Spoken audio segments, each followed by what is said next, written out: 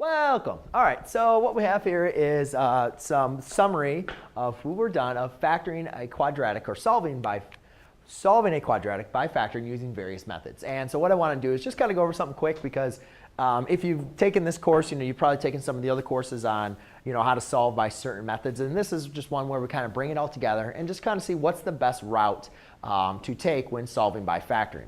So really some tips and tricks that I'd go through is obviously finding the GCF, seeing if you can factor out a GCF first, and then looking for special factoring techniques.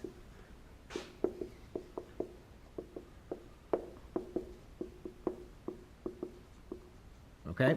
Some common mistakes that I'd probably see with my students is not trying to factor it at all.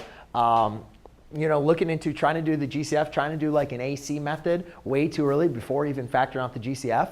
And that even kind of gets to even special factoring techniques. You might have something that's very easy to factor using your special factoring technique, but the student just kind of decides to use traditional factoring techniques to go through it.